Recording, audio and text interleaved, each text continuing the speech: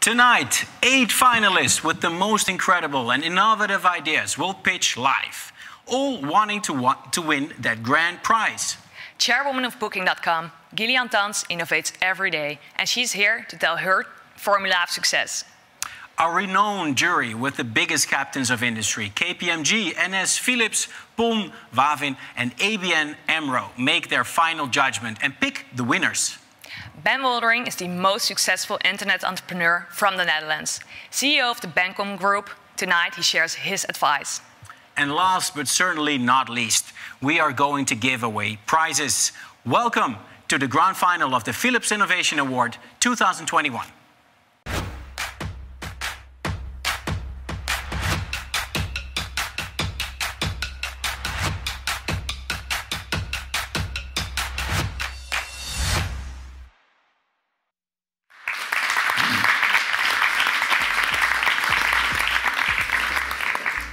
Good evening and welcome to the grand final of the Philips Innovation Award, the biggest student entrepreneur award in the Netherlands and meant for students who want to further develop their startups and for students with an innovative idea, wanting to turn it into a real startup. Annick Buitenhek, my former co-host, you were just my co-host. You are the chairwoman of the Philips Innovation Award. What are we going to do tonight? Well, tonight we're going to see the pitches of the 8 most innovative startups from the Netherlands. And hopefully by the end of the night, we will know which 2 startups will go home with our awards. Yeah, and they told me that this, however, this is a contest. You don't like the phrase, the winner takes it all. No, that's correct. At the Philips Innovation Award, we actually say we aim to stimulate innovation and entrepreneurship amongst all students in the Netherlands. So with our platform, we want every student, every participant to benefit. And we do that by providing coaching, personal feedback, a large network to every participant. So all the pitchers, they're actually winning? Well, kind of, yeah, you could say that. Yeah. Okay. It's not just us here at the table, there's also a jury. They're up there in some sort of a skybox. And the boss of the jury, I can say, also the boss of Philips, the CEO, Frans van Houten, is here with us at the table. Can you explain us why you started doing this? Why did you start the Philips Innovation Award 16 years ago? Well, the Philips Innovation Award was actually started by students, for students. And it came from a challenge that I gave them during a celebration with lots of beer 16 years ago, when I said, actually, beyond drinking beer, can you do something more useful? What about innovation? And so Philips, we gave them some sponsor money, we gave them some coaching, but the students organized the Philips Innovation Award. And the success that it is today is not thanks to Philips, it's because of what the students have organized as an ecosystem in which startups develop rapidly. And it is so beautiful to see that all these startups go through an accelerated learning curve thanks to the FIA award. Yeah. In the meantime, students have become much more entrepreneurial than they used to be. That's right. Yeah. That's right. So, and the competition has grown. 16 years ago, maybe there were 20 participants, and now there's hundreds. Yeah. So it's fantastic to see, and actually many make it, right? Many make it into real startups and then scale-ups, and we hear from them later. Yeah. One we even bought. Philips acquired one of the previous winners because it was such a cool startup. Cool. Yeah. Okay, so you're actually saying it's even harder to get into this competition right now. Yeah, let's see how it is to get into this final.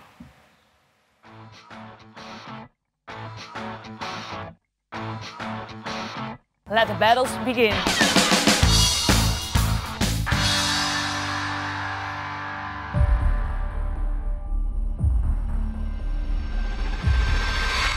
Welcome at the semi-finals of the Philips Innovation Award. The floor is yours. And let's do it. When I look at you guys, I think they're beautiful bags of compost. We decided to change that. It is inexpensive and more accurate. We have developed the solution, a green form of brand loyalty. And we're just getting started. Thank you. Break the tension. Tell us who won. The winner is Rift. Yes, we did it. Loop. Yes! Oh my god. Rapidemic. Yes. Chainable. Awesome, we're going to the finals. Yes. Daphne Textra. Yes. ReAlliance. Yes. Heatbox. That's awesome. Let's go. Scope Bioscience. Yes. Thank you very much. We finally know all the finalists, all the people who are going to the final.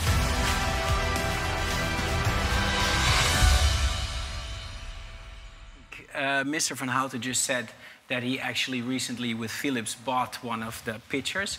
What can corporates, big companies like Philips learn from students? From students like us? Well, I think our captains of the industry can learn from us to become a little bit more, well, playful. And what I mean with that is, I think students of today are decisive. They are not afraid to do things differently.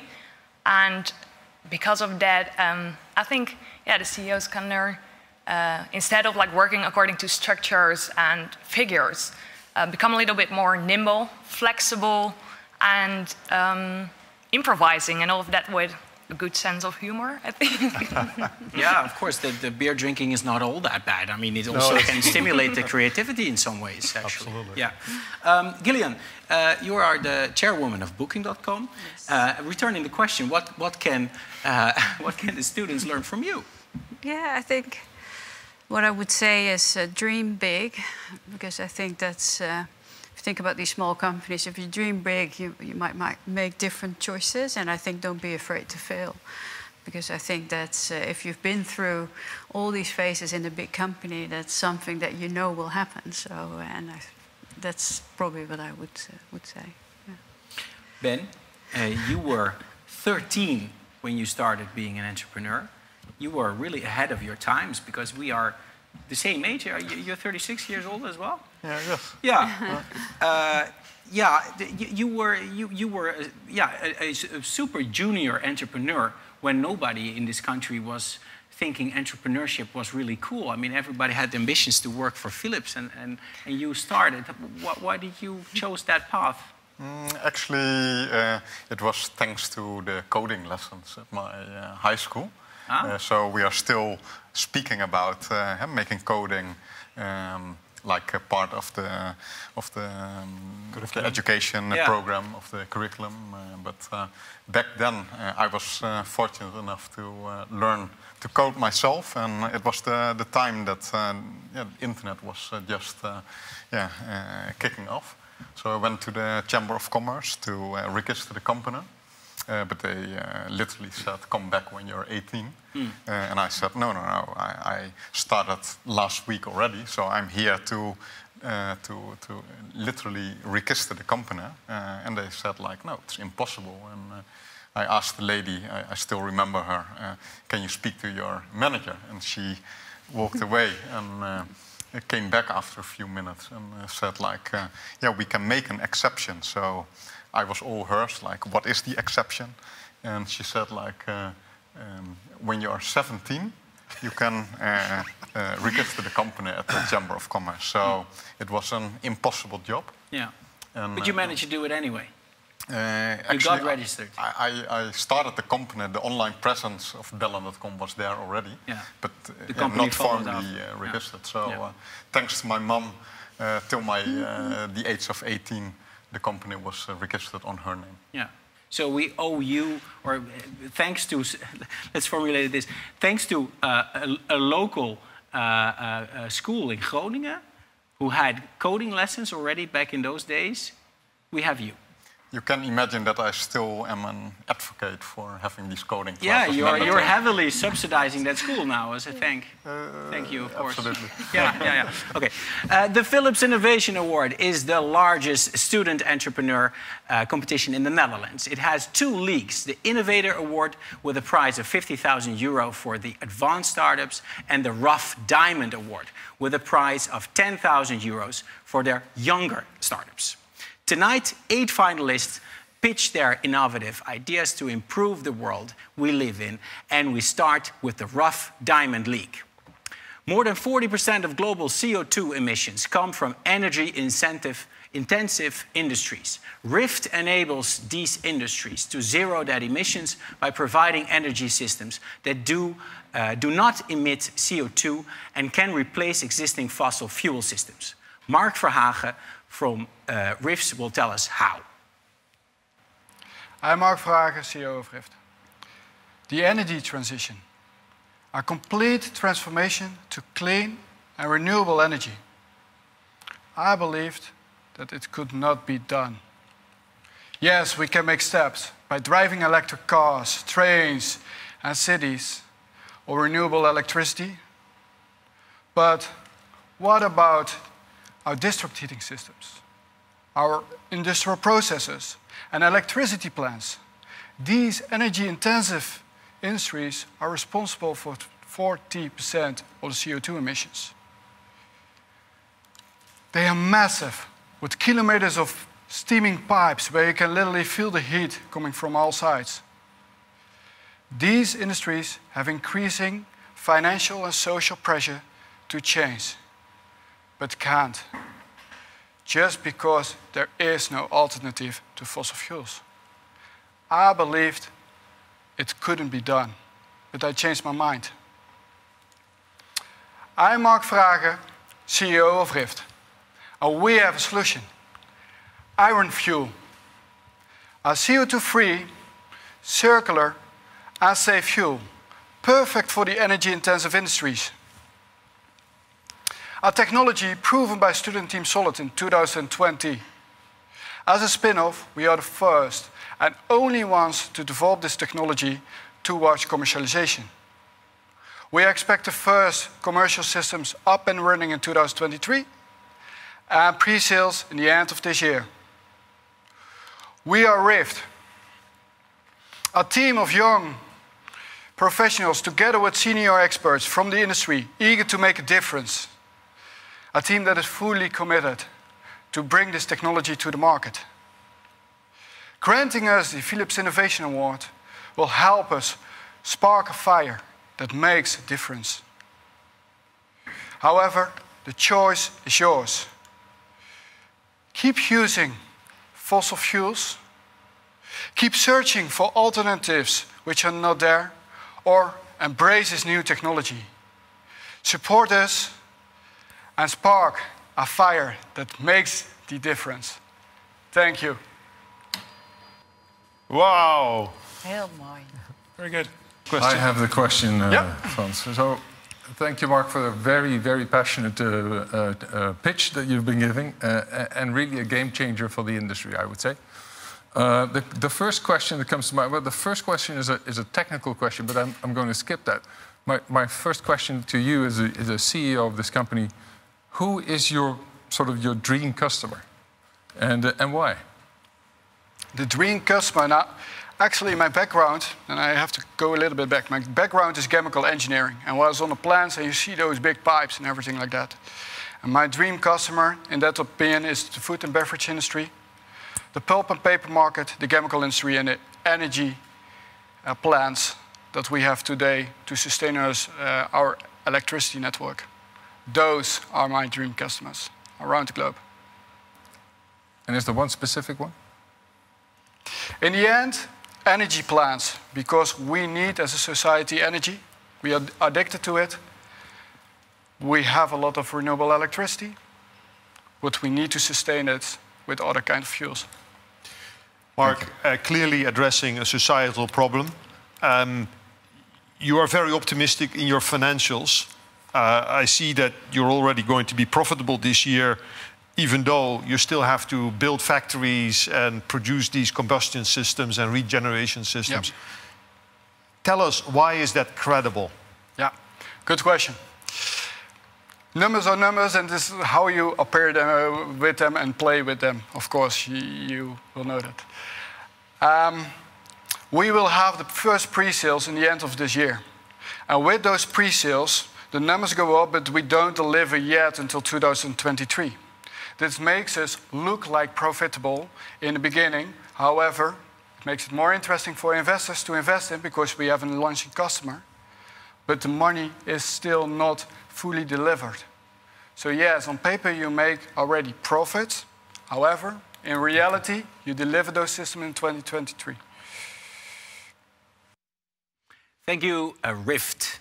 Up next, ReAlliance creates circularity in packaging by connecting products and consumers. Their goal is to provide an integrated end-to-end recycling chain and assist producers to be more effective in their marketing strategy.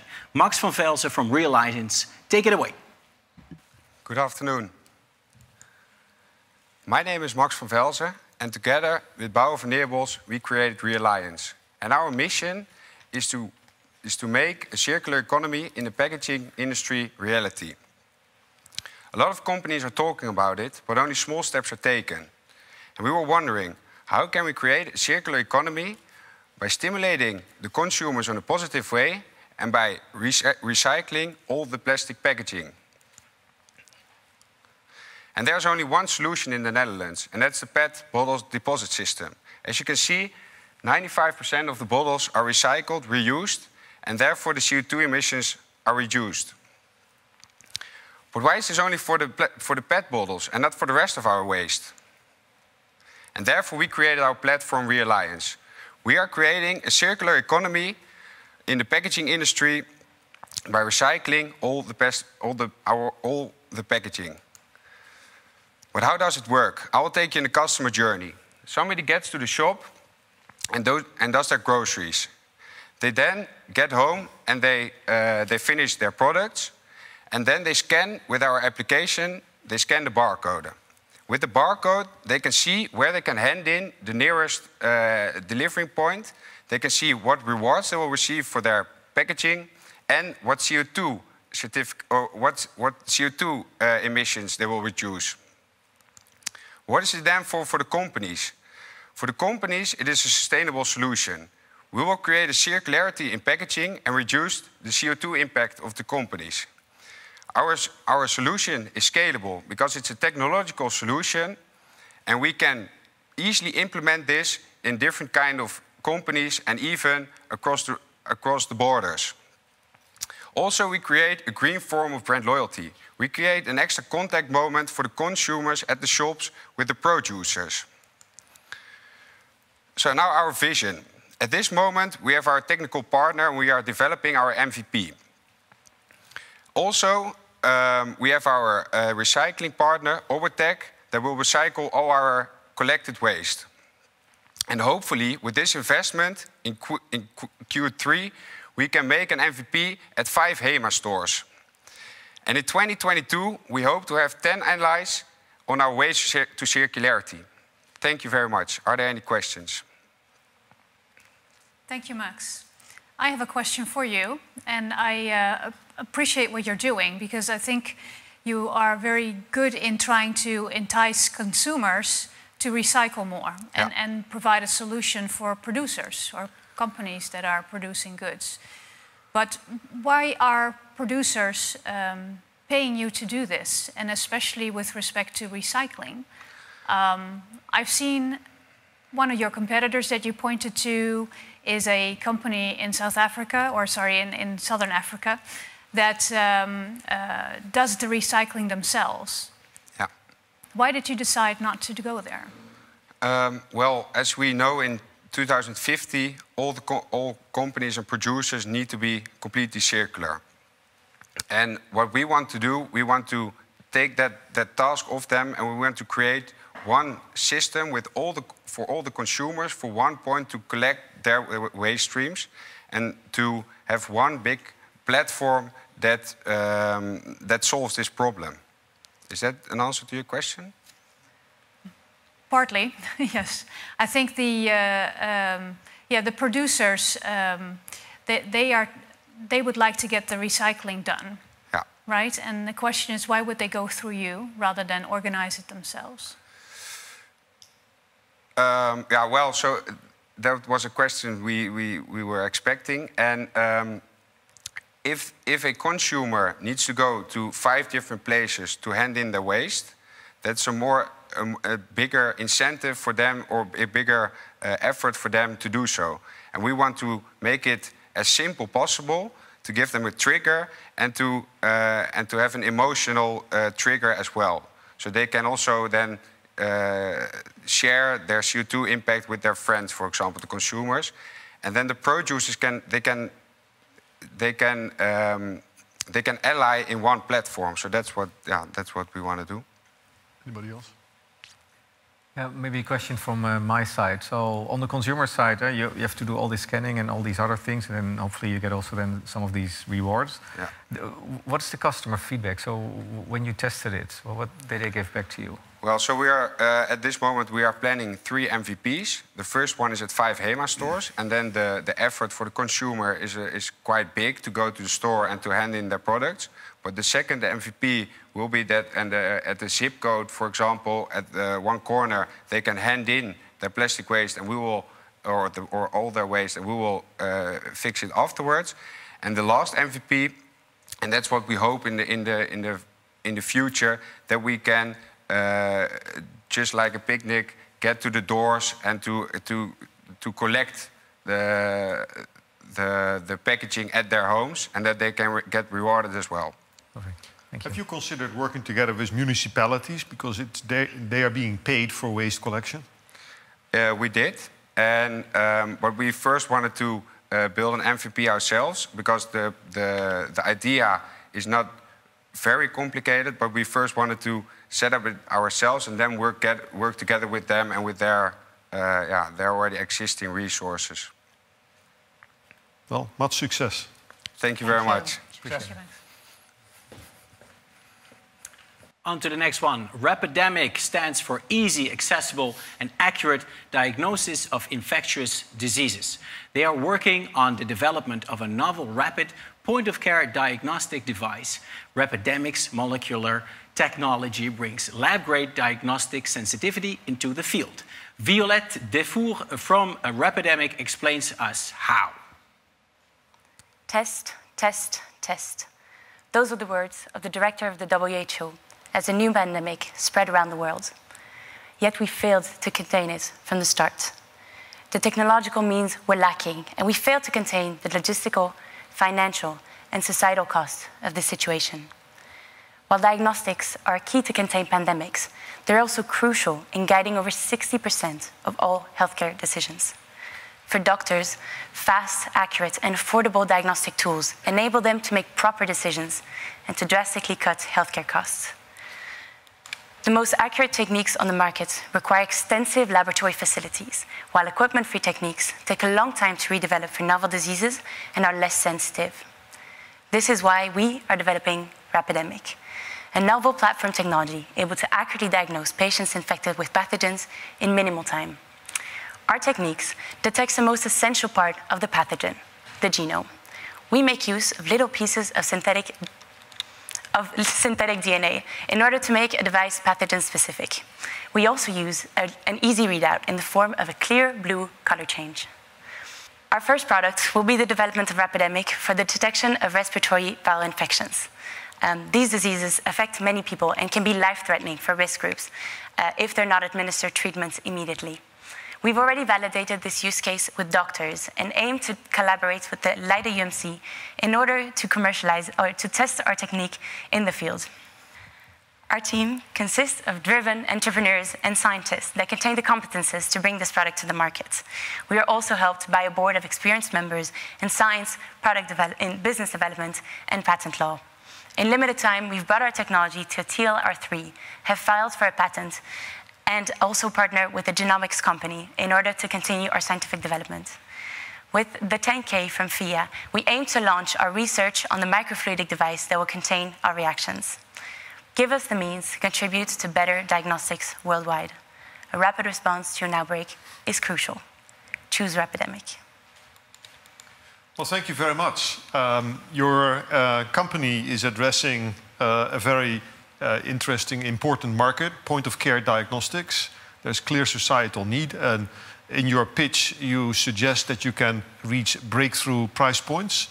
You do not describe very much about the reliability of your test and also how you will get regulatory approval for your test. Okay, so those are two different things. The first one, of course, are the performance aspects of our test kits. That's something that we're working on right now. First, the only thing we have to do is decrease the working temperature because we want to make this a room temperature test kit, so really point of care at the doctor's office.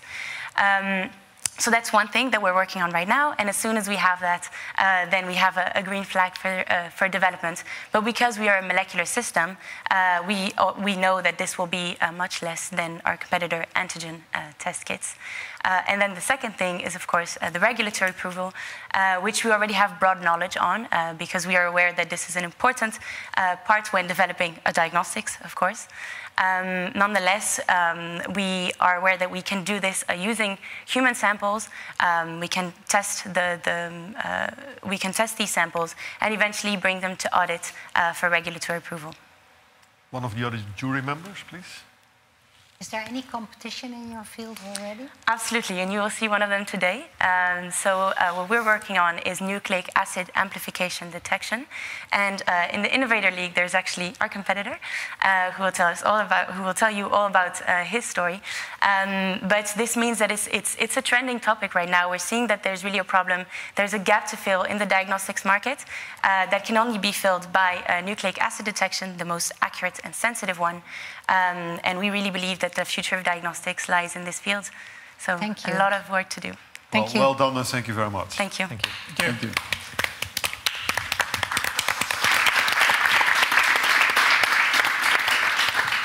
Yeah, a big thank you to our contestants and the jury for now. But stay tuned at home, because we have 5 more finalists with brilliant solutions coming up. The topic of tonight is innovation, which I'm going to discuss with my guests, Gillian, Chairwoman of Booking, and Ben Woldring, CEO of the Bencom Group. But first, I welcome 2 members of the jury. First of all, Marianne van Rintel and Edwin van Bommel. Edwin, we just watched the pitch from Rapidemic. Seems very logical in these times of COVID, let's say.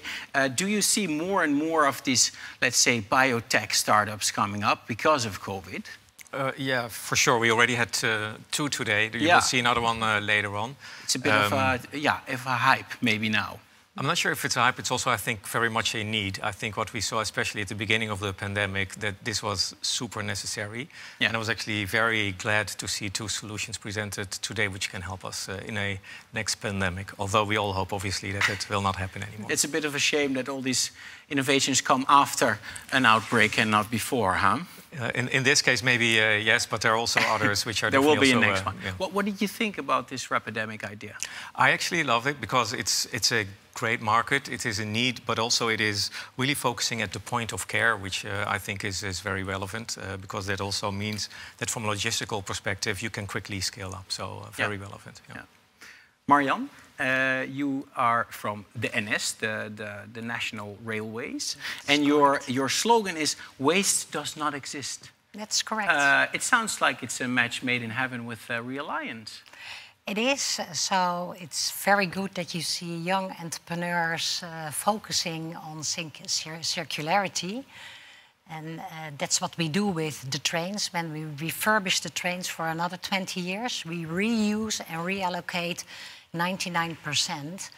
I have some nice examples, but that's what we saw today again, which is important for all the generations after us. And the old trains, they go abroad? You sell them to other countries? No. We renovate the trains after 20 years, like the double-decker, the firm you see today when you are a customer. And we rebuild it so we can use it for another 20 years. And so we reuse everything we can do. It's like for 80% and 50% we cannot. And then we use the materials to build, for example, a fietsenstalling with the glass of the old trains. Okay. And we use in new buildings. Okay, sounds cool. It is. Actually, yeah, it does. Yes. Yeah, parking your bike at a station is always a bit of a crime. Well, not always. No. If you go to Utrecht Centraal, it's a very big market below the station. Okay. You're more than welcome. You represent the Dutch National Railways. Yes. It doesn't sound like a very innovative company because you're doing what you always did, making trains going from A to B. How important is innovation for a, let's say, old-fashioned sounding company like yours? Well, there's a lot of digitalization today, and we had some problems this afternoon. We just talked about it. Yeah, It's we solved. all arrived late but because of you. Yes. No, but because of that, you can use the app. We need real-time information. Yeah. And today the train is not what it was before. Today it's fully electrical, and in the future it will drive itself. And then you need, and we are working closely together with an old winner of the Philips Innovation Award to detect movements before the train, and then it can drive automatically. Yeah. And then you need innovation. So we will have Tesla trains. Yes. You can compare it with that. Okay. Edwin, you work in the banking industry, Absolutely. which is also a very traditional industry. I can see also innovation being sometimes a bit of a threat to a traditional industry like yours. Do you see it that way as well sometimes? No, actually not. Far never, from that. Of course, it's never a threat. Well, no, but if you take a step back and if you look at the introduction of fintech, right? In the beginning, fintech was really about creating new neobanks who really wanted to compete with us. Yeah. And I even think now, if you look at the current market of fintech, it's much more on enabling banks to innovate faster. So if you look at AI, or if you look at more components in payments, etc., you see more and more actually the collaboration between the two. And if I look, for instance, to ABN AMRO, and we have a grip app which is completely built together with a startup called Tink, and this is which helps you to manage, for instance, your expenses. So all in all, I think... A grip app to get more grip on your expenses. Exactly. Yeah, and that's completely built with a fintech together. And so there are many of these examples which we have. Yeah. Thank you. Gillian, time to talk with you. You are the former CEO of Booking.com. You're now chairwoman. What is a chairwoman? What does a chairwoman do? Well, a lot of things. I'm involved still in a lot of strategic subjects at Booking. I do a lot of public affairs with many countries in the world. So all these kind of activities, yes. Yeah. You joined Booking.com in 2002, I think it was. Yes. Still a fairly small company, really a startup. You were number 7. Yeah. 7. Yes. Yeah, so that's insane. What was your first position? How did you start? Well, I don't think you have very clear positions. You just did something there. Yeah. You just believe in the people and the idea. And for me, I have a hospitality background, and I thought that the internet at that time could really change finding a booking and accommodation. So I got connected to bookings.nl at that time. And I thought, I should give it a chance. And many people thought it was crazy because I had quite a good job. And they thought, why go and join a startup? But I thought, I just believed that this could really change something. And did you have a background in the travel industry? Yes, in hospitality, yes. Hospitality. Yeah, I worked for big hotel chains, so I did have knowledge on the supply. You had some ideas how to disrupt them. Well, and I knew at that time I was responsible for marketing and sales of a big hotel chain, so I had to find customers all over the world and bring them through the doors of these accommodations. So I already realized how complicated that was. And I don't know if you remember these brochures with these little pictures. So I think what you expected and what you, in the end up experiencing was so different that there was so much to gain. And I just thought that would be fantastic. Booking has always operated in a highly competitive market. How do you explain Booking's success? Because you became so dominant, so big. Well, I wouldn't say dominant, but we did become very big. Yeah, that's a bit of a legal term, I know. Well, I don't like it myself because it's not a very friendly Dominance. word. Yeah, it has some connotations. But I think with Booking, I always say it's a few elements, right? And I think innovation plays a crucial role through everything. I think in the first place, it's about culture. I always say it's about culture and people first, right? And it's a culture of innovation that you need. But we also have things in our culture that get things done today, right? It's hard work and focus on the consumer. We always said if we just make finding an accommodation and booking an accommodation so good, then people will come to us, right? So that's the focus how we started. And first you really try to find this customer market fit. And then if you think about innovation and following data and scaling innovation, I think Booking today, there's over 2,000 experiments every day. So innovation goes so fast. It's a machine. It's everywhere. It's not a department you put somewhere that these are the people that are going to innovate, right? No, it's in the core of your culture and in the core of your business. And then it's about scale, right? Thinking, okay, if I innovate, can I also scale it? Because you see often people come up with beautiful ideas, but then, you know, you can never scale them. So, and I think with Booking, we really thought about how do we make sure that we can also scale it? How do we keep it simple? I always say it's about the things you do, but also about the things you don't do. Because in the end, that's how you reach all of these consumers all over the world. And there's a lot more to say, but I think these are probably the most crucial ones. But it's a relentless focus on consumers, enormous. You were the first female CEO of Booking? Yes. Hopefully not the last. I'm saying this because you are very committed to diversity and inclusion. That's a topic you talk about a lot. Yes. Why is that so important? It's extremely important. I am always surprised that, you know, it needs even more attention, because if you think about cultures and where people work, right, it's much nicer if it's diverse. If you think about consumers, customers from companies, they are diverse, right? So you need to make sure that you understand that.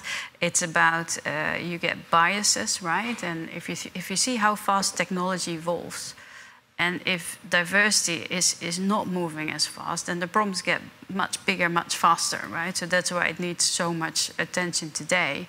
And the last part, which is like, you know, it's proven that companies have better performance, right, when they're more diverse. So I think there's so many reasons why this should be even higher up on the agenda.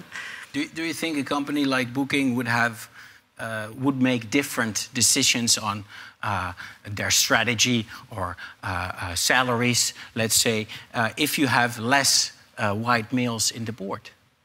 I don't think it's... Is it really like the company policies and strategies will really change with more women and people of color in the board? It's about diversity, right?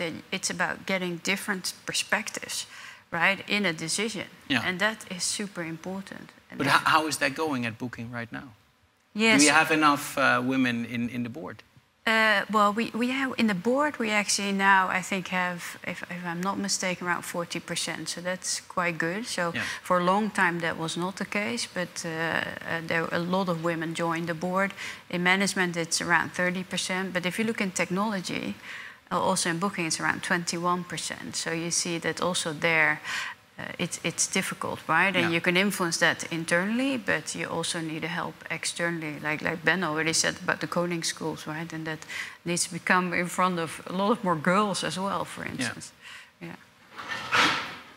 Would you have made the same decision as your successor when it comes to the bonuses of last year?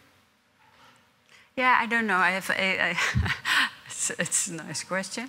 I don't know. I mean, I was not involved in that decision, so I haven't seen all the materials. Was it a typical male decision to pay out that bonus? I don't know if that's a male decision or no. I wouldn't be able to say that, and I wouldn't know what I would have decided because I was not involved. I have not seen everything, so that I don't want to say that. No. The pandemic, of course, is a big reset. You need to be careful with that phrase. But for you as a travel company, of course, it's an extremely big event. Do you see positive sides of this pandemic for you as Booking? Yeah, I think all crises, right? You learn a lot, and you, about your business, and consumers change, right? So that's why it's so important to keep focusing on consumers, because also with Booking, a lot of new innovation happened because of what we learned that consumers find important because of the pandemic, and that might even stay, right? If you think about health and safety, I don't think that will go away. That customers will keep on looking for, is it healthy, is it safe, right? So And I think booking already plays a big role in making sure that information gets to consumers. Yeah. Flexibility. I mean, consumers have learned now that things can happen, and then I need to be flexible, right? So new policies were created. So, and these are just examples, but there's many examples on. And I think also sustainability is a topic which was already very important, but I think will get more attention now, also because of the pandemic, that people are much more aware of the impact that we're having on the world. So. Yeah. Thank you, Gillian. Talking about sustainability, we move on to the next pitch. The clothes we all wear are made from mass-produced raw materials, and these are not sustainable. Daphne Textile Research changes this by using cutting-edge techniques to propel the industry of textiles to a cleaner future.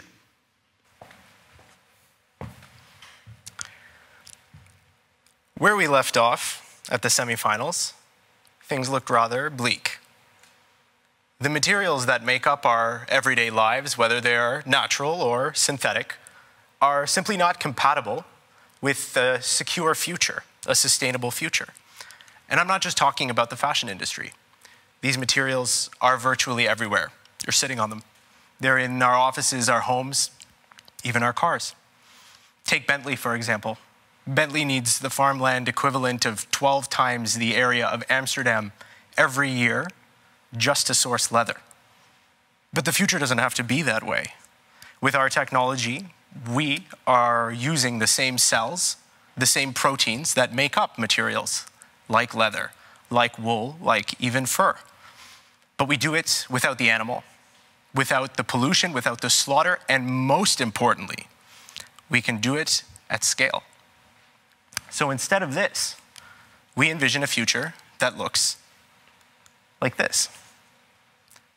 To the end user, you look the same. The materials feel the same. But we do it without the slaughter, sustainably. And so where Bentley may have needed once 12 Amsterdams, we can do it in a building half the size of a football field. To close, all I ask is that if anyone here happens to be the official importer of Bentley to the Netherlands, we would love to talk to you about material sourcing. Thank you, and thank you, Philips, for giving us this opportunity. It has been remarkable. Wow. Great presentation. Thank you very much for that. And spot on as far as Bentley is concerned, I would say. So thanks for that one also. Thank you. Looking at your case, one thing I wondered, why does it take you 2.5 years from now to get to a scalable product and get to market? It's not 2.5 years from now that we get a scalable product. By this time next year, we hope to have something that's already market ready, but it's about the size of an A4 piece of paper. So that's quite small, but it's already enough for customer acquisition, for example, because you can already feel the properties. And by the end of next year, we hope to have ready a capsule collection with an established manufacturer. We supply the materials, they have the brand that needs it. And so once we hit that milestone, then we expect to aggressively scale up production. Great, thank you. Have you looked at the process technology to have consistent quality?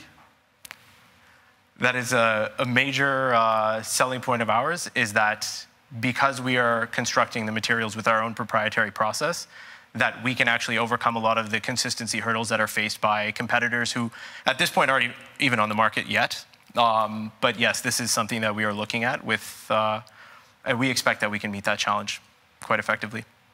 Well, thank you very much for your very interesting pitch. Thank you. Thank you. Thank you. Thank you. Heatbox is the self-heating lunchbox. Enjoy a hot meal anywhere, anytime.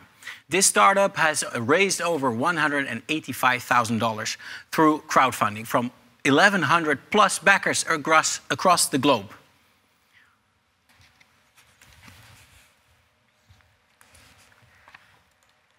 Broodje kaas. Delicious. For breakfast, lunch, and some people even for dinner. Everybody loves broodje kaas, right? Yeah, sure. Wrong. Nobody likes broodje kaas. Except for the people that live over here then. But the other 7 billion actually prefer to eat hot meals 2 or even 3 times a day. And they often face 3 issues when they're outside of home, being the absence of microwaves, unhealthy takeout food, or expensive takeout food. And that's why we created Heatbox, the self-heating lunchbox, a device that enables you to enjoy a warm and healthy meal anywhere and anytime. It's rechargeable, uses steam, and it's smart. Not just because it sounds cool, but as it actually is app-connected and controllable. We offer a platform with recipes and interaction for our users. And for us, the app means highly valuable data and user insights for the development of new products, for instance. We've already sold over 1,000 units and raised nearly $200,000 through crowdfunding from people across 52 different countries. We have a Dutch manufacturing partner, and we'll start shipping our products in Q3 of this year. We'll enter the market beginning in sports with Generation Gymshark and #FitBoys and FitGirls who are absolutely in love with their product. We'll also be focusing on the to-go market, where potential partnerships with ready-made meal companies are already on the table. And lastly, the urban market, which basically includes anyone who just wants to enjoy the pleasure of a hot meal without the hassle. And it's here where our vision comes to play, which we call freedom of food. The ability to enjoy a warm and healthy meal regardless of your location or the time. And we have seen this type of freedom in so many other industries already. In transport, for instance, where we went from this, straight A to B traveling at specific times, to this. Or in work and communication, where we went from this, big machines stuck into walls and internet cafes, to this. Now, in the food industry, it's time for us to go from this to this. My name is Amit from Heatbox, and we are changing the way we eat. Thank you. Amit, thank you. That was really a great presentation. Thank you. I love the design. I have a question around the price point. You already sold quite a few. It's also what's in your presentation. But if you look at people who really want to buy this, if you want to go to scale, is 199 euros not then quite steep? So how did you come to the price, and how will it help you to scale? Definitely. We have already been able to validate our pricing point, so we've done pre-orders. We're actually now giving away our pre-orders at 170 euros. So the assumption is now actually that if people are willing to pay 170 euros for a pre-order that we basically don't even market, we will be selling them at 199 with good marketing efforts. And on the long term, we'll of course have more products at different pricing points as well. Go ahead. Sure. Amit, congrats on the design as well from my side. Thank you. I was wondering if this is going to be a success, and it looks like it is. Don't you fear copycats from China and even companies from the Netherlands like Princess? Great question. First of all, we would love to open for partnerships, perhaps. Always look for the opportunities. But on the side, we have a patent on a part of our product, which anybody who would try to replicate us would need to use, which they couldn't in this case. Yeah, that's how we would deal with that. Okay, thank you. Somewhere in your documentation, there is a very short reference to partnering with meal providers and create a food ecosystem. Can you expand on that? Definitely. So our end vision is actually that now we're really focused on ready-made meals, people that prep their meals themselves.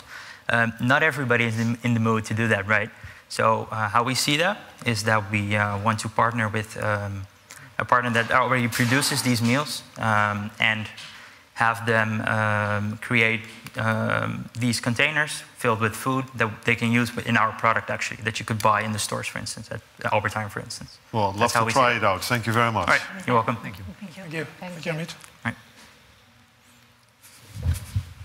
Fast and accurate diagnostics are key to going back to normal after COVID. Current diagnostic solutions are not fast or accurate enough to safely open shops, theaters, and workspaces. Scope Biosciences fills this gap with Scope DX.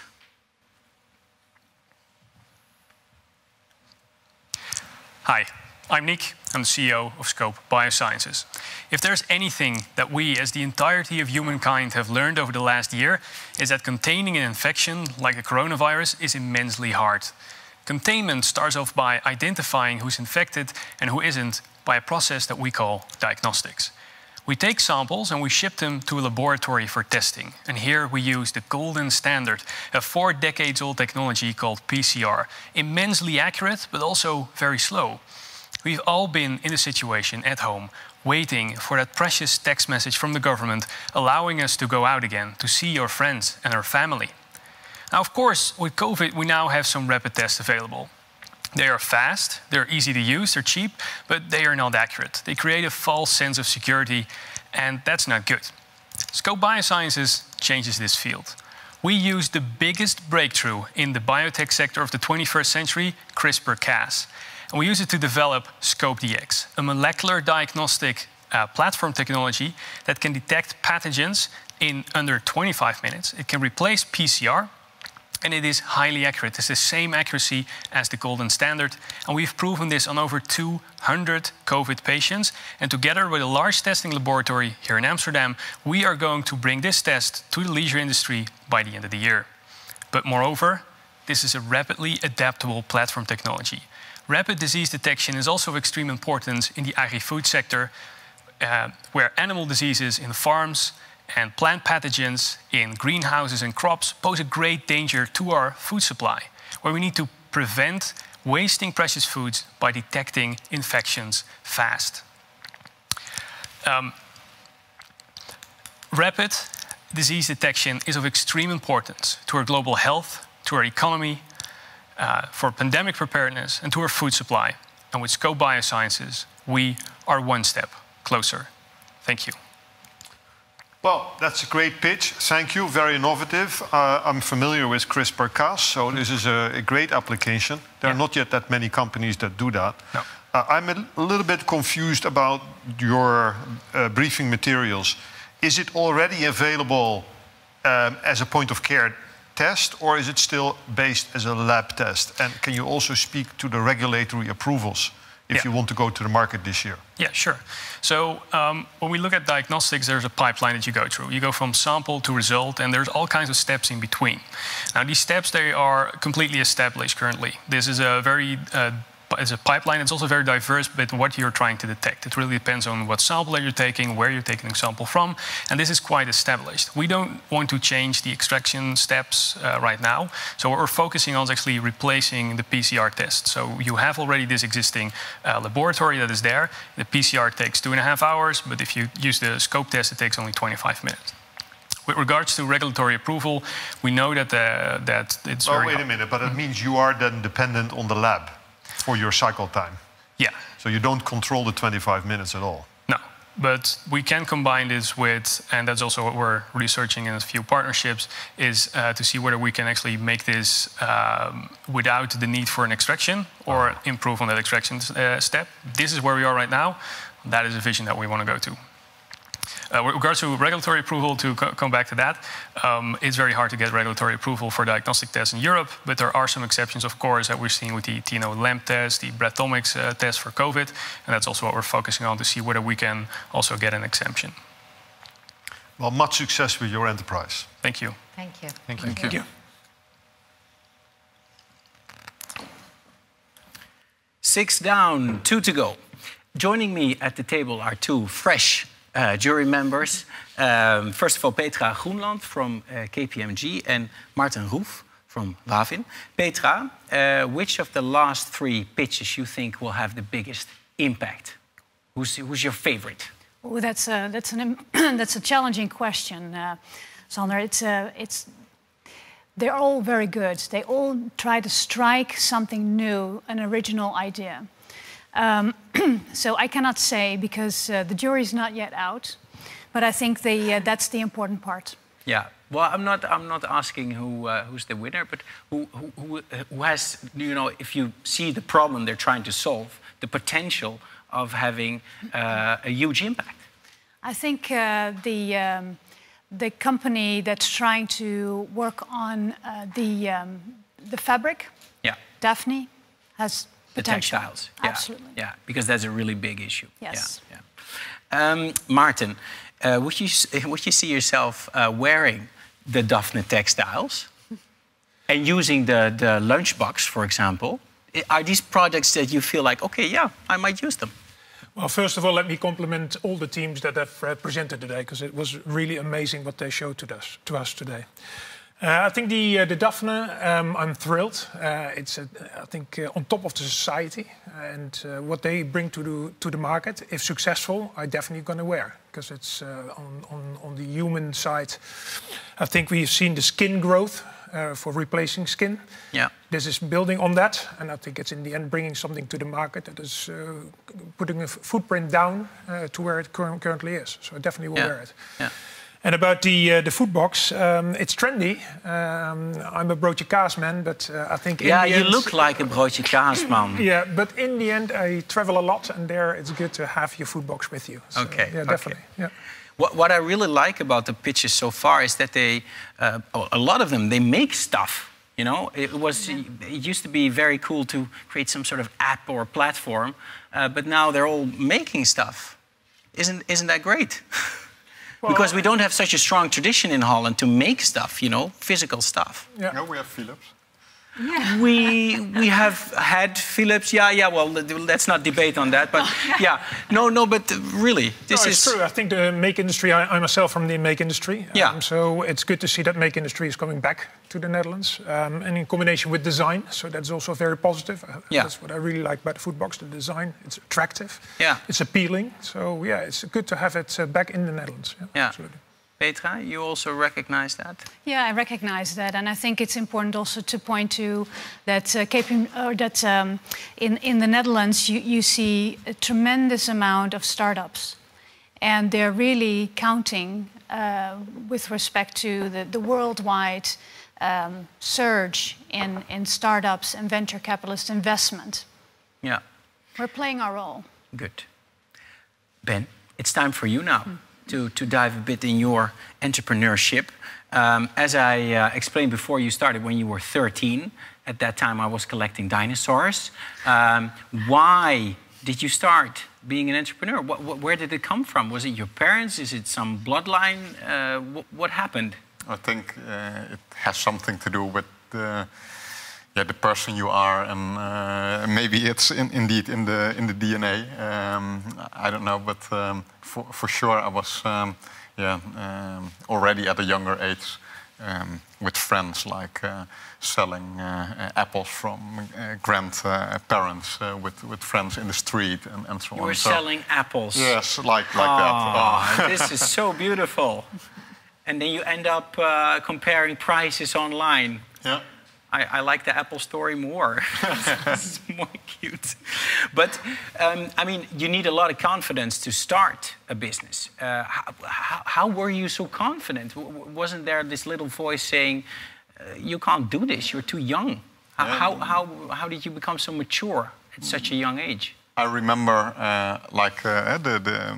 having the feeling of pitching for a jury and not knowing if you will be the winner afterwards. So I can imagine exactly like what these people feel right now. Their heart is literally bouncing. And I think it's important that you, if you believe in your idea, not to speak with too many people about your great invention or your great product, because a lot of people will have doubts or critical feedback, and some critical feedback is important and can help you work finalizing the product. Yeah. However, there are also people who definitely will say, keep what you're doing and keep that job, and or finish your study first, and it's not the time for you now. And if you believe in something great, go for it, just do it. Yeah. And, be a bit stubborn. Absolutely. Don't listen too much to broodje kaas types. From time to time. Okay. I remember my accountant in the beginning said the boekhouding, accounting, you need to do yourself in the first period. Yeah. I want you to learn yourself how to deal with all the VAT and the profits. Learn all the basics yourself. Exactly. Do everything. I think that's something you would not... That's underestimated. People Absolutely. think of building pitch decks, but you need to know how the VAT system works. as an example. Yeah. Hey, you started when you were 13. That's extremely young.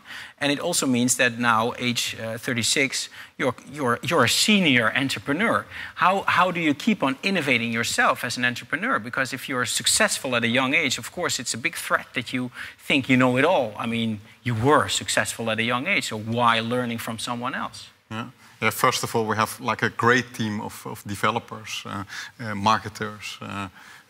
Also, the customer service is not like outsourced far away, but in-house. So we literally put ourselves in the shoes of the consumer to feel what they are embracing, and that helps a lot to be on the edge of technology.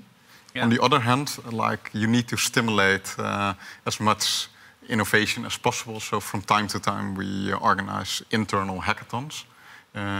Also during the COVID time we had these hybrid hackathons with 48 hours of time pressure to deliver amazing new products and services. And this is one way to innovate. And we have there was never a point in your career where you felt like, okay, maybe I'm starting to get a bit arrogant or lazy or think I know it all. I need to, give myself a slap in the face and innovate myself. Yes. I mean, some entrepreneurs need that from time to time. So I'm very fortunate that I'm part of the ICE, the Emerging Young Entrepreneur Society, with people from all around the globe. And they give you that slap. Yeah, absolutely. And they are also from different sectors, so not only the online business, but from retail, from like different backgrounds. And that helps a lot. Yeah. And from time to time, like last week, we acquired like a startup, Mijn Energieinzicht, to keep you insights in your energy usage at home. And that's something that we can literally add on to our services with the price comparison business. So from time to time you also need to innovate by acquiring other startups. Innovation by acquiring, And Gillian, how is that for you? Same question for you. Have you ever felt like, okay, at Booking now we're starting to get a bit sloppy. We're overconfident right now. Well, I've always been afraid of that, because I thought if you go and think that, because with Booking, once we became the world leader, and you think, wow, we've accomplished this, isn't this fantastic? And I think that's the end, right? Because then you can only sit back. And I've always been panicked for disruption. I think when Airbnb came, I mean, we were like crazy. We were thinking, okay, how do we get this segment scaled, right? And what do we need to do? I even had a room in my house that I gave the product team, say, go and rent out that room and learn how you do that, right? So, and I think it's if you keep developing yourself and being eager to learn, I think it's super important. And no matter where you are, right? You always need to develop yourself. Yeah. I think. Ben? Stay humble. Stay humble. Very Dutch. Ben, is Holland still a good place for innovation? We have a local prince complaining about our innovation climate every now and then. He has a point, or do you think we're still doing pretty well? I see good developments happening. Like if you look at the universities with the campus to stimulate entrepreneurship within the campus already, it's a good first step. Beside that, I think the climate of venture capital is growing, but don't give away all your shares immediately to a venture capitalist. It's also great to bootstrap your company yourself. And the famous funding loop, are people investing enough in our young people? More and more. If you see that, it's nowadays really great to set up your own company and start the entrepreneurial journey. Even if you end up working for a corporate, also the corporates, they absolutely need they need the entrepreneurial employees as well. So it's a great experience, and you almost cannot lose. The ecosystem for startups must be completely different from the day you started. That's true. Yeah. Good. I experienced good this news as for a them, good, at least. good Okay. yeah. Thank you, Ben. A living coffin that feeds earth soil. The loop cocoon is a living product made out of mycelium that becomes one with nature within 45 days, from graveyard to forest. Hello. Hi. On the extremely polluted forest floor of Chernobyl, nature's largest recycler was found. Mycelium. I can hear you guys think, what is mycelium? Well, mycelium is actually the root structure of mushrooms, and their power, recycling dead organic matter and pollutants into key plant food, allowing new life to flourish. And I thought by myself, wow, what a wonderful closed-loop system. How do we humans actually go back to Earth? Well, even after that, we leave a scar on our beautiful planet. Because we tend to see ourselves as waste.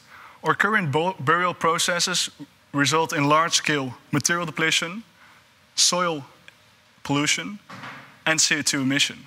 But when I look at you guys, I think you're beautiful bags of compost. But unfortunately, not right now. Because the World Health Organization stated that if I would die during this presentation, I would actually pollute the soil.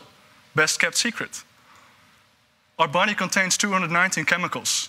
Research has even shown us that our current cemeteries actually can be considered as landfills. Well, I mean, this is nature's cemetery. Shouldn't it be ours? Therefore, we have designed the world's first living coffin made from mycelium. You guys can maybe already smell it. But actually, this enables humans to no longer pollute the earth, but actually to enrich it. And in our new factory, we grow it in only 7 days, without any energy or heat, with local resources. And the process actually captures CO2 during growth. And the product is biodegradable. Within 45 days, it's completely gone. And this is where the magic happens, because it's not actually gone.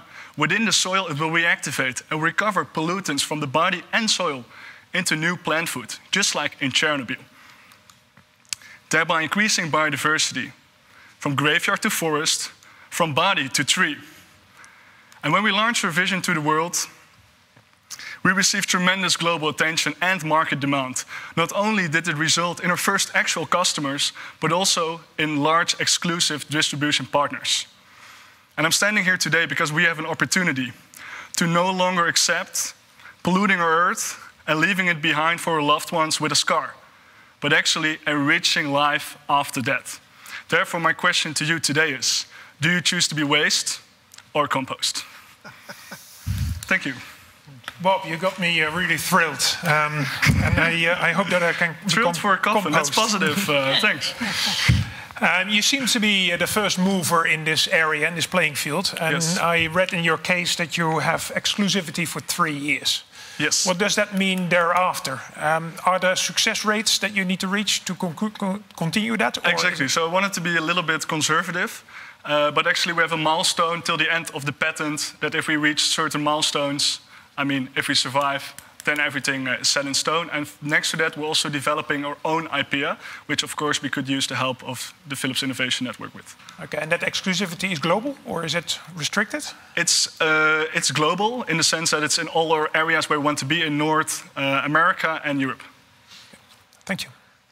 What about competition? You have more like fair coffins competition? Exactly. Very good question. Thank you. So what is important to understand is that we are actually the only product right now in the funeral industry that actually has a positive footprint. So of course there are other competitors, but they're focusing on being less bad. But what we are doing is focusing on being good. So what for us is most important, especially looking now at COVID, what we've seen, nature will survive without us. It will recover. And what we need to build is regenerative businesses. When our company grows, we sell more coffins, so more soil gets recovered. And I think if we go in that direction as humans, as businesses, then we're actually adding value to this ecosystem instead of being waste again. Well, thank you for that conviction. Thank you very much. Thank you. Thank you. Thank you. Thanks. On to the final pitch. Chainable is a Dutch startup aiming for a circular kitchen industry. They maintain ownership of our kitchens and thus take responsibility for our products during the entire life cycle. Together with their key partners, landlords and renters, they want to take on the road to a 100% circular living. This is how an average kitchen in the Netherlands looks like. It's probably not what you have at home, but about 150,000 of these kitchens are replaced every year in the rental market in the Netherlands. And these kitchens, they are burned. So we decided to change that. So with Chainable, we designed a circular and modular kitchen that never turns into waste. So this kitchen is currently 82% circular. What does that mean? It means that all the inputs are circular and also the kitchen itself is reusable. And we designed it specifically for the business-to-business market, so for housing associations, institutional investors. So what's so special about a kitchen? Well, we make this kitchen based on a frame, as you can see behind me. And this allows it to be modular, so it's a clickable frame where you can click all the components on and save 47% of material on the kitchen alone. Furthermore, it's adaptable in use, so we can change that kitchen very easily, but we can also only change the exterior of the kitchen to get a totally different kitchen, saving quite a lot of money and material down the line.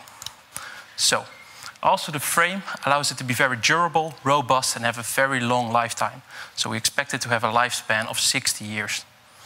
And in the end, it's designed for reassembly, so we can remove it and place it somewhere else in a different configuration. And I don't want you to buy this kitchen, at least not the conventional way. I want you to provide this kitchen to you as kitchen as a service. So you can rent the kitchen or you can purchase the kitchen with a buyback guarantee and a service contract. So we can provide the right incentives all over the value chain. So what does that mean, a value chain? It means that we get these materials back and we can bring them back to the original manufacturers, giving them the incentive to make better products. And with these better products, we can create win-win situations for the landlords, our clients, the end users, and of course, our partners. So, we always keep the end user in mind. If there's any hassle, we are there to fix it. So, circularity doesn't have to be more expensive. If you choose for better materials in the beginning, it saves quite a lot of money down the line. So, we already gained quite a lot of traction. We have about 200 kitchen signs. We installed our first projects, and we're ready to scale. So we are Chainable, we are changing an industry, and we just happen to make great kitchens. Thank you. Thank you. Thank you for your presentation.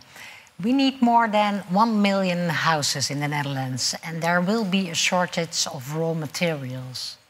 So is it possible for you to scale up? Yes, especially because we use less materials, and we are able to take back old kitchens that are currently in the buildings and make a new kitchen out of it. And because we save material in our kitchen, from one kitchen we take away, we can actually make more than one kitchen back. However, there's of course a steel frame. Yes. There's a little bit more resources going into that frame, but it also allows us to have for 60 years a very solid base that we can then attach all the components to. But it's also, if there's another module needed, we just add another module, so it can grow in size as well. And it allows us to be removable. So normal kitchens, if you want to move them, you demolish them pretty much. And this is, of course, you've just seen it happen. Only it moves 2 meters, but it can, of course, move 200 meters as well, or 2 kilometers, or 200. You have competition, right? You are not alone, and what differentiates you? Yeah, well, based on this frame, of course, that's one thing. But it's also because we call Chainable, we take the whole value chain with it. So we make, for example, with our appliance remanufacturers, we make a deal that they provide full service and maintenance for 10 years on the appliances. And we incentivize them to make appliances that last for a lifetime, like we used to, right? So we take the whole chain and we make sure that these materials get back to them because we have the business model in place that allows that.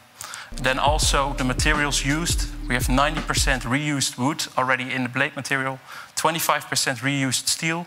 We hope to, of course, increase that 82% to 100%, but we're just not yet there yet.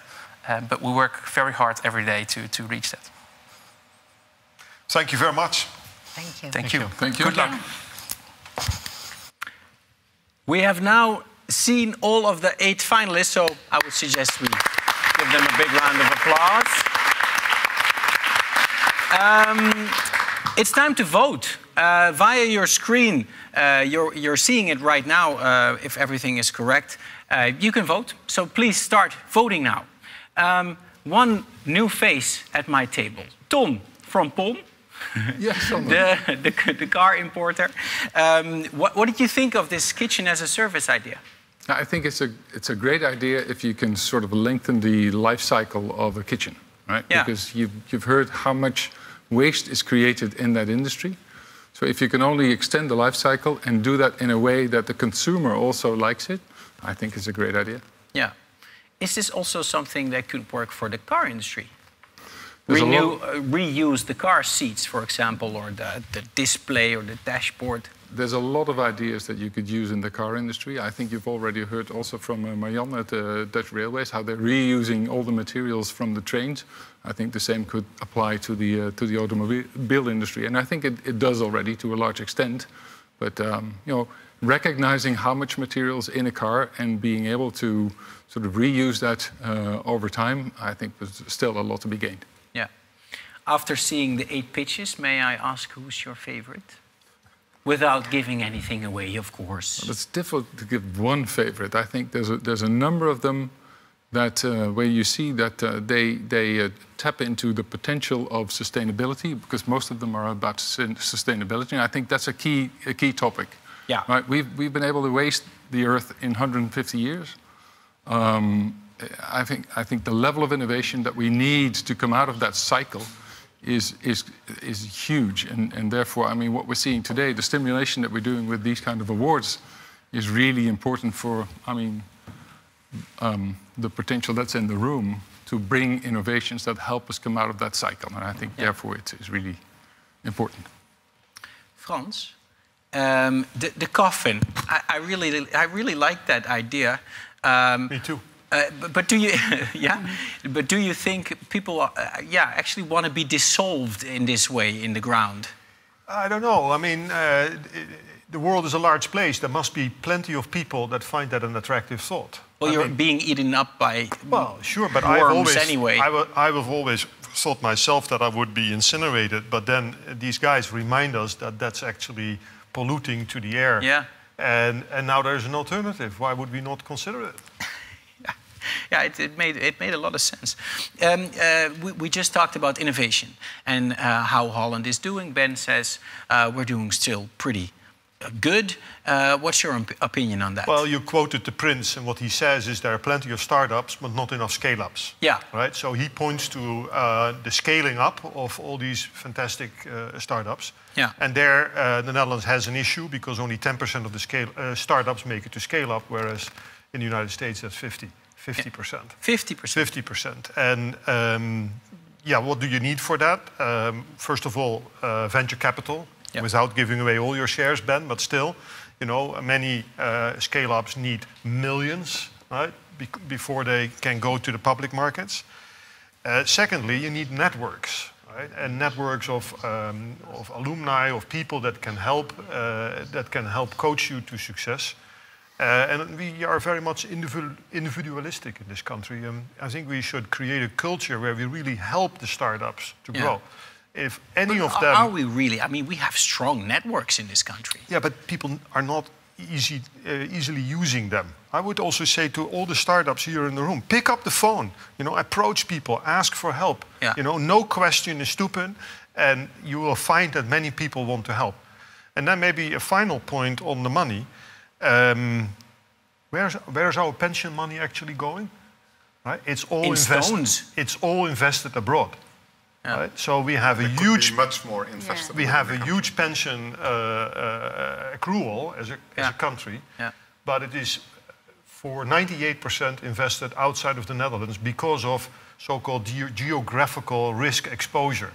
I see some positive developments there, that fiber optic networks in the Netherlands are now being funded partly by but it could also apply to the Also, to the that is a startups cultural issue, right? Yeah? Because why would the pension funds not invest in our next generation? Exactly. Right? Yeah. Isn't that a beautiful thought? Yeah, yeah. Back to the finalists. We, of course, yeah, let me first ask Gillian, who's your favorite? Oh, I find that very difficult. Okay, we were just saying we're happy we're not the jury, so, and now you're asking me that question. So no, I wouldn't know. Was there something surprising about the pitches and the companies, the kind of companies they have? Yeah, well, we were just saying it's nice to see after the pandemic so much innovation in that direction, right? Which is so fast and yeah, if we go through something like this again, then at least we have better tools, I think, and we're better. Would you be an angel investor in any of these startups?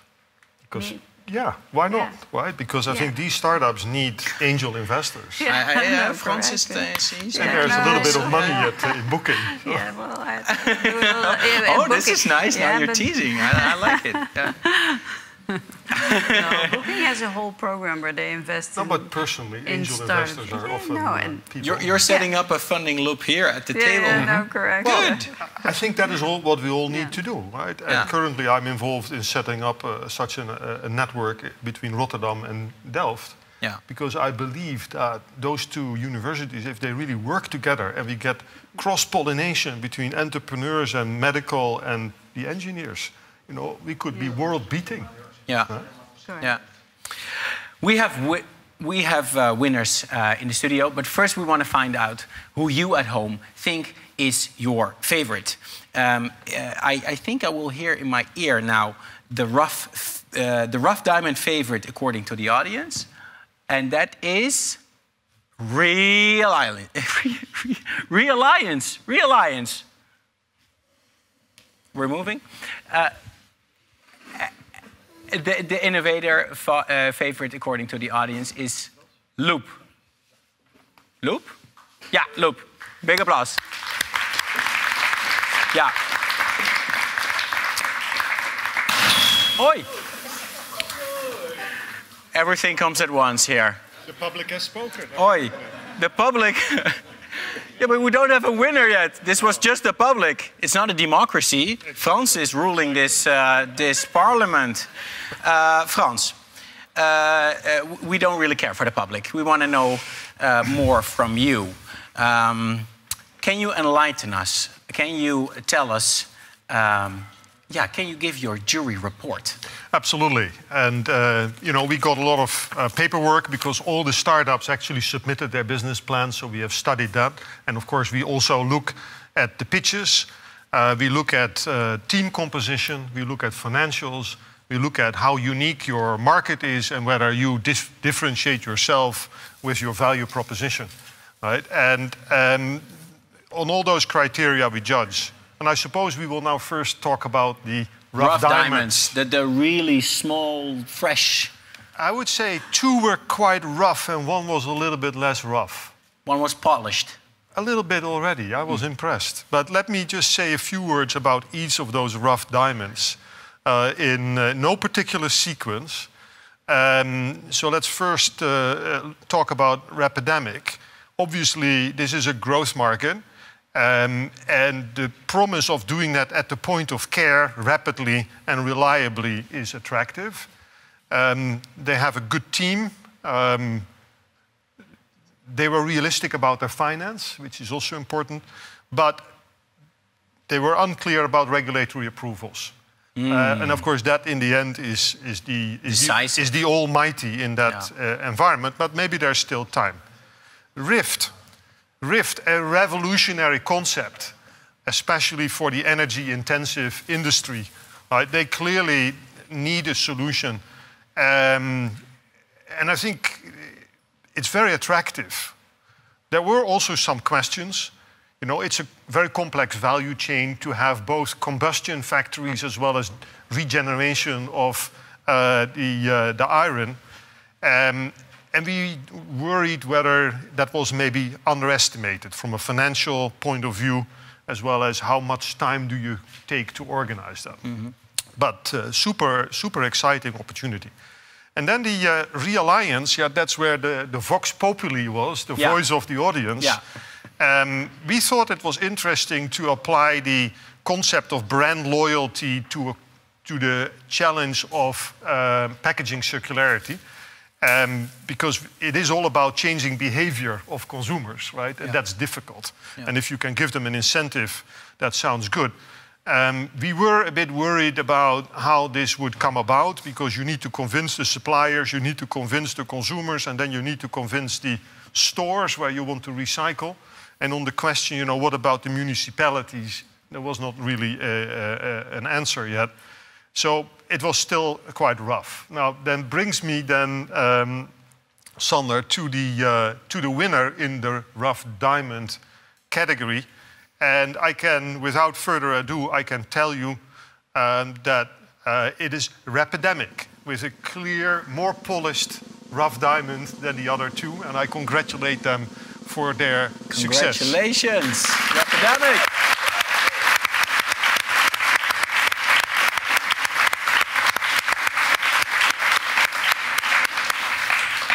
We'll meet the winner very soon, but first we go on to the Innovator Award. Well, in the Innovator Award we have 5 contestants. They're judged on the same criteria that I've just outlined. We do expect a more mature business plan, more complete, less kind of glossing over the facts. And because, you know, you ask yourself, is this an investable company? You could say for rough diamonds, that's okay, you know, it's all very much pre-seed. But for the Innovator Award, you are looking at, would I put my money there? Like I asked already my neighbor. It's a serious business. It should be more serious, right? And here we saw 5 very interesting concepts. And if it's okay with you, I'll just summarize each of them briefly. Sure. Right. So in the sequence in which they that I wrote it down here, Daphne, right? This is intriguing, right? It's a unique proposition that can make the world a better place. It can potentially have a lot of impact. They also had a good team, good advisors. There was a question by a jury member, you know, what does it take to get to the market? And here is where we were finding that the answers were a little bit too smooth. Right? We would have liked to have more detail about cost prices, scalability, process technology, because after all, is it an investable company? So, right? There is something like being too smooth. Absolutely, absolutely. I mean, I rather know, for example, that there is a management team with different core competencies rather than only one person who stands pitching. Right? So, because building a company is teamwork, right? And you need multidisciplinary competencies and diversity. But still, I think this is very promising. And if it takes 2 years to make, let's say, like this service, then I think it also indicates that it still takes a bit of time to come to maturity. But I would suggest, you know, keep going. It's going to be very, very interesting. Chainable. Like Marianne said, you know, there's a huge housing market, and interestingly, Chainable targets the B2B market, the more institutional market, where you can actually get to large volumes, and where a circular concept, I think, will be very attractive. It was also a very strong pitch, and we have also seen here several team members organized behind the concept. There were 2 concerns there. One is, you know, how copyable is it? And we all know that the kitchen king of the Netherlands could also wake up one morning and say, you know, they are also going to do it. Or the kitchen champion. Yeah, I forgot I don't buy my kitchen there. But yes, there are those kitchen makers like Bruinzeel and Brugmans and whatever. Yeah. But there were some worries around what is the value after 10 years of use. Right, 40 years, right? And is it financeable? Because if you take this all on your balance sheet, it takes some finance capacity. Yeah. The third one, scope, leveraging a very novel technology coming out of MIT, CRISPR-Cas, that has a lot of promise. And I think it's a very strong concept. And I think this, from the pitch deck, they already scored pretty well. Because of market attractiveness, growth market, well-written pitch. But then we also challenged them during the pitch here, and we found out that actually this is not a point of diagnosis test, but it is still part of a lab test. And that means that the logistics of organizing your test still need to go, I take your sample, I send it to the lab, then it first needs to be prepared, and then the latter stage of that testing process gets sped up, right? But that is not the 25 minutes that you then get your answer if you want to go to the bar, right? So that's still a challenge that we would want to think more, have them think more about their value proposition and whether it's disruptive enough. Then we had Loop. Yeah, it's amazing that you can make a coffin out of fungus. Fungus, yeah. I was looking for the English word. Thank you. Mycelium. Yeah, schimmel. Right? Yeah, but that's why I know the word. Yeah. You can imagine that maybe it doesn't appeal to 100% of the population, but even if it appeals to 10% of the population, that could be a big deal. It's a first mover. They have done fantastic marketing, good team, good advisory board, good margins, which makes it an investable opportunity. I think the area where they need to put in some more work is on how do you scale it, right? A bit too easy to say, you know what, we'll give the manufacturing process in license and it will just work, right? Is that how you control quality and the experience? Because if I entrust my body to, fungus, coffin, it better be a good experience, but, right? I'm going to start a competitor. This will still take 30 years, so don't worry about it. And then the final one, Heatbox. We all loved the strong presentation and the design. And I think the value proposition became more clear during and even after the pitch, because then we were able to put our hands to it. And as a broodje kaas eater, I was woken up to the fact that this actually could be an interesting proposition. I think we worried about 2 or 3 things. One is copycats. I know from the air fryer, it was copied by the whole world. Yeah. Right? Secondly, this food ecosystem is really an interesting thought, but it only had 2 lines in the pitch deck. Right? And whereas if you would team up with Albert Heijn or somebody else, could you not get to a lower entry price and make your money partly on the dishes? So maybe that consumer investigation should be done a bit more. But definitely interesting, and I wouldn't be surprised to make it to see it actually happen. Yeah. So and make your broodje kaas into a tosti. Yeah. Or a nice Indian or Japanese dish. Yeah, right? I think, even better. Or Korean hot pot. Yeah, that would be nice. Okay, so jury deliberation was difficult. We were unanimous in the end. We had 2 that were very close, and then 3 that were a little bit behind the first 2. Right now, I'm only going to disclose a winner. So you will never know who is the runner-up. It's completely useless information. Yeah. Yes, exactly. But I am very pleased to say that Loop is the winner of this competition. Congratulations. Congratulations.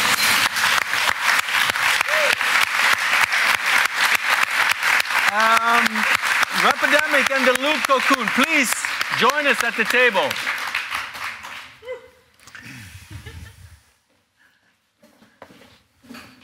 Rapidemic, your name was Juliette, right? No, absolutely not. No, sorry. Violet. Oh, Violet. Okay, almost. Close. How do you feel? Well, super happy. Yeah? Very, very happy. Yes, yeah. Absolutely. It's been a long, tiring day, but it's this is just the cherry on top, so yeah, really great job. You won 10,000 euros. Mm-hmm. What are you going to do with them? Well, research.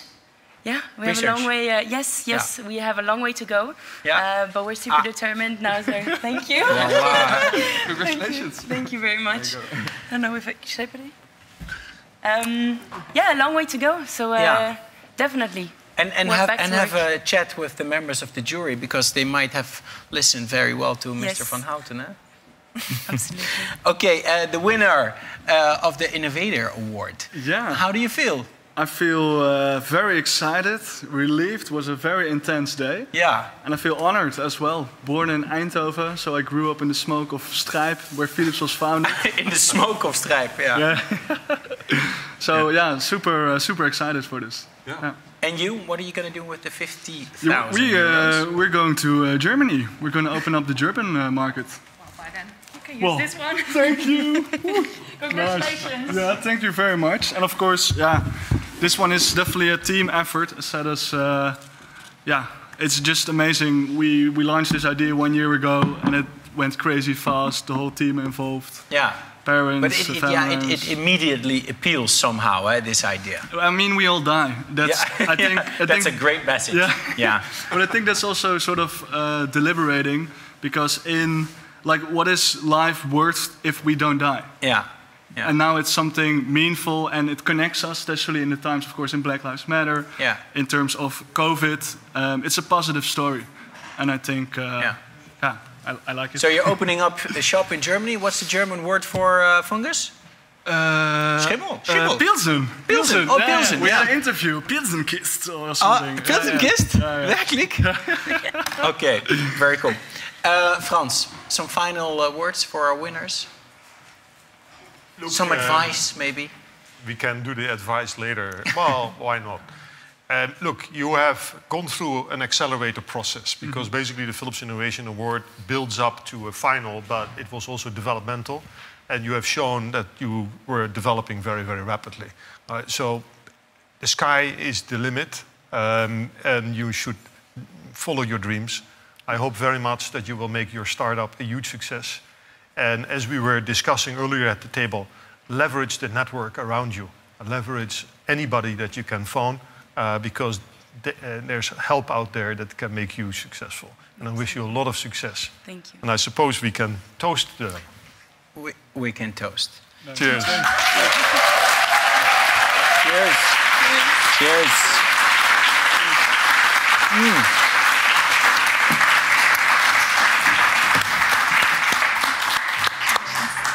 Thank you all here in the studio. A big thank you to the winners, to all the pitchers, and thank you at home for watching. This was the grand final of the Philips Innovation Award. See you later.